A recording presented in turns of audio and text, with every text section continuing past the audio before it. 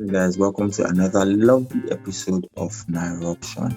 In case you have not liked and subscribed, you should definitely do that because we're going to be giving you daily hot gists about who you're going to vote for. Definitely know who you're not going to vote for. But we're going to be giving you the lowdown, the shutdown of every and any presidential candidates we can lay our hands on. So today we're going to be talking about somebody you all know. Drum rolls, please. Today we're going to be talking about Professor Yemi Osinbanjo. Yeah, that's what we're going to be talking about today. So a lot of us have been having various speculations about who this guy is, who this guy is not. So today I'm going to clear the air. I'm going to get your pen and paper and jot things down. Yemi Osinbanjo's early years in primary school were spent at Corona School, Lagos, between 1969 to 1975. He attended Igbobi College, Yaba, where he was the winner of the State Merit Awards 1971, the School Prize for English Oratory 1972, Adeoba Prize for English Oratory 1972 to 1975, Elias Prize for Best Performance in History, WAEC 1973, School Prize for Literature, HSC 1975, and also African Statesman Intercollege Best Speakers Prize 1974. This guy is academically good. Idiot.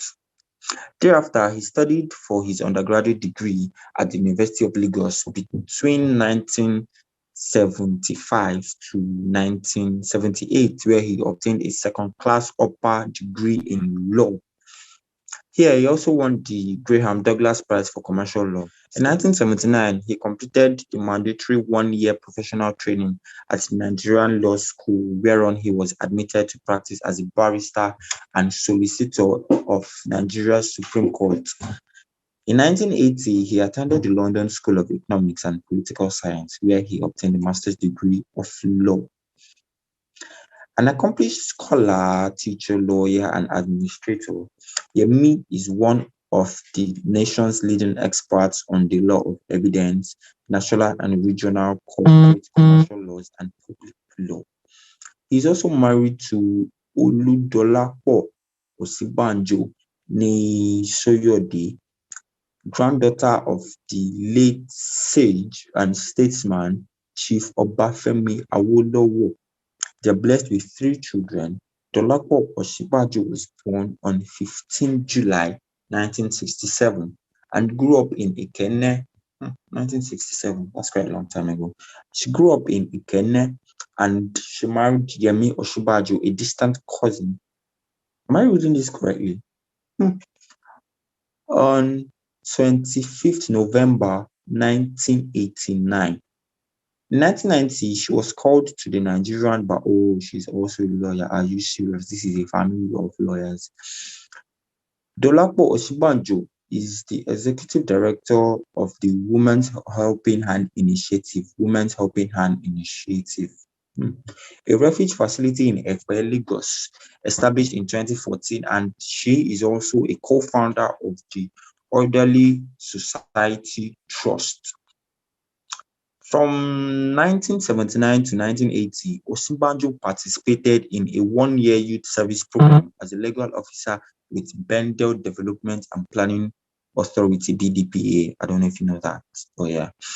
In 1989, the University of Lagos, Nigeria, engaged Osinbanjo as a lecturer from 1988 to 1992. He was appointed as an advisor, legal advice and litigation to the then Attorney General of the Federation and Minister of Justice, Prince Bola Adibola KBE. In 1994, he became a professor of law, following which he was appointed head of the Department of Public Law, University of Lagos. Take a break. Digest everything I have just told you, because we're going deeper. We're going deeper. Let's go. Between 1999 and 2007, Osinbanjo was a member of the cabinet of the Lagos State government, where he served as an Attorney General and Commissioner for Justice. From 2007 to 2013, Osinbanjo was once again employed as a professor of law, Department of Law, Faculty of Law, University of Lagos. From 2007 to 2013, Osinbanjo was once again employed, listen carefully, as a professor of law, Department of Public Law, Faculty of Law, University of Lagos. University of Lagos is a really great school, trust me. In 2017, Osinbanjo became a senior partner at Simmons Copper Partners, Nigeria, a commercial law practice. He was a staff member, United Nations Operation in Somalia, Justice Division, UNOSOM 2. He was also a member, United Nations Secretary General Committee of Experts on Conduct and Discipline of UN, peacekeeping personnel around the globe, member 2006, partner in the law firm of Osinbanjo, Kukoyi, and Ade Adopayi. These are names I have not heard in my life. Are you with me? Are you still with me? I hope you're still with me because this is about to get interesting. After the formation of the All Progressive Congress, APC, Professor Yemi Osinbanjo was tasked with other notable Nigerians in the party with the development of a manifesto for the new political party. So basically, when APC was formed, Professor Yemi Osinbanjo was tasked with developing a party manifesto. That's it. I think that's where his political ambition or whatever came about. Anyway, this culminated in the presentation of Roadmap to a New Nigeria. Roadmap to a New Nigeria is a document published by the APC as its manifesto in 2013. Back in 2013, that was when the Roadmap to a New Nigeria, was published. The highlight of the roadmap included a free meal school plan. Are you serious? And a conditional cash transfer to millions of the poorest Nigerians if they enroll their children in school and immunize them. Oh, this is really nice of this man. On 17 December 2014, presidential candidate of the All Progressive Congress, retired General Muhammadu Buhari, announced Osinbanjo as his running mate and vice presidential candidate for the 2015 general elections. On the 31st of March 2015, the Independent National Electoral Commission, INEC, was formed. On the 13th of March 2015, the INEC, Independent National Electoral Commission, confirmed the Buhari Osinbanjo ticket having won the presidential election. Thus, Osinbanjo, our dearest Yemi Osinbanjo, became the vice president-elect of Nigeria.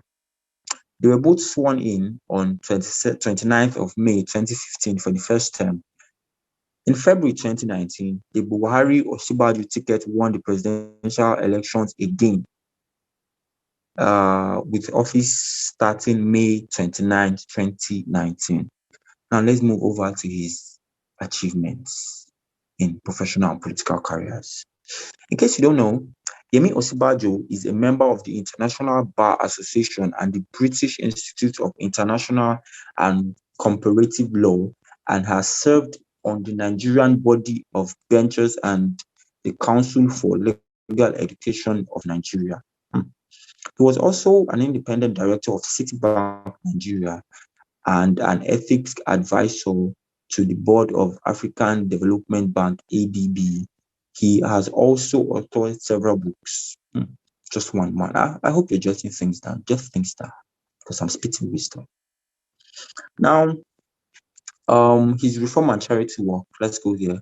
While in public office as Attorney General, Lagos, Yemi is credited with undertaking far-reaching judicial reform in Lagos State, addressing critical areas as judges' requirements, remuneration, training, and discipline. In addition, he addressed access to justice for the poor by establishing appropriate institutions in the Office of the Public Defender, the OPD, and the Citizens Mediation Center, CMC. Yemi founded the Orderly Society Trust, the OST. There's just so many abbreviations: OPD, CMC, OST. Anyway, Yemi founded the Orderly Society Trust, OST, involved in the Excel Literacy Program that aims to provide children in public primary schools with the same level of training in English as is available to their as is available to their counterparts in private schools. So what he did here is basically giving the leverage to children in public primary schools to be able to compare to that of those children in private schools. This is really, really heartwarming. Yemi is also Yemi also co-founded Justice Research Institute (JTE), a justice sector think tank, as well as the Convention on Business Integrity. As a spiritual leader, Yemi Osinbanjo has organized various initiatives that work towards social justice. He organizes the Liberty School project that provides free primary school education with free lunch for schools to the poor children. This project has 3 sites in poor communities in Obanikoro, Ikota, and Makoko, all in Lagos. Other initiatives include free healthcare facilities, free legal services, social rehabilitation, skills acquisition for the very poor, irregular soup kitchen services, and free shelter for young people without accommodation. He is an ordained pastor of the Redeemed Christian Church of God as an emeritus ambassador for the environment in Lagos. Let's take a pause there and just try to digest everything I have said. One very striking thing about this guy is the fact that he he focuses more on the very poor people. Like he does a lot more for the very poor people. And I think that is one thing we should take into consideration, because I don't know, Nigeria is one hell of a country. And for somebody to make his main focus the poor people, making schools available, having them measure up to people in private schools, that is really something. Anyway, let's go on. He represents the All Progressive Congress, the APC, that is the party he is representing. Let's move on to his scandals, if there's any. The Christian Association of Nigeria visited Vice President Yemi Osinbanjo in 2019 to hear his side of the story regarding Osinbanjo's alleged involvement in a 90 billion naira scandal. 90 billion naira scandal. We don't know if it's true. We don't know if it is true. We don't know. But I'm going to give you the full lowdown, as I promised earlier. Now let's go. Work with me. The money was said to have been used to prosecute the 2019 presidential campaign of the All Progressive Congress candidate, President Muhammadu Buhari, who eventually won the election. The current president, Reverend Samson Ayolunle, in a statement by his media aide Bayo Oladeji, said, in quotes, anyone accused of corruption has to prove his or her innocence with documentary evidence before the court of competent jurisdiction, as we all know, before his or her innocence can be upheld. So if you cannot prove your innocence with a document, we don't know if you can believe it. Moving on, also in 2017, the People's Democratic Party, PDP, asked Vice President Yemi Osinbanjo to stop sermonizing and parading himself like a saint until he clears the air on the 33 billion naira fraud allegations by the House of Rep. This is now a war between two parties, the ruling party and the not ruling party. I like that. The party said that the vice president owes it as a personal moral burden, both as a preacher and a professor of law, to directly explain how the fund meant for the well-being of Nigerians suffering in the Northeast was mishandled, instead of the lame attempts to dismiss the allegation and divert public attention to the scandal. Let me explain what's happened here. We have the PDP and we have their vice president. The PDP said, sir, we don't like the fact that you parade yourself as being a person with high moral standards when there's big allegation of big millions of naira, and you are not letting us focus on that. You're just shifting our attention away. And we don't want that. And up to today, it has not been proven whether or not he did it. We don't know. But I just told you everything you need to know. Having said all that, I have just given you a breakdown of the man Yemi Osinbanjo, and I hope you have learned one or two things. You have definitely learned one or two things. Trust me, everything I said, you did not know any of that earlier, or you might have known some, but not all, definitely. So, in case you want to know where my sources are from, you can go check them at www.yemiosinbanjo.com. You can check them on Wikipedia. You can check Sahara Reports. They give you the real news. They don't give you fugazi. They give you the real news. Thank you very much for joining me today on Narrow Jones. My name is Samuel. I'm signing out, and I hope you learned one or two things. Bye. Till next time. Peace.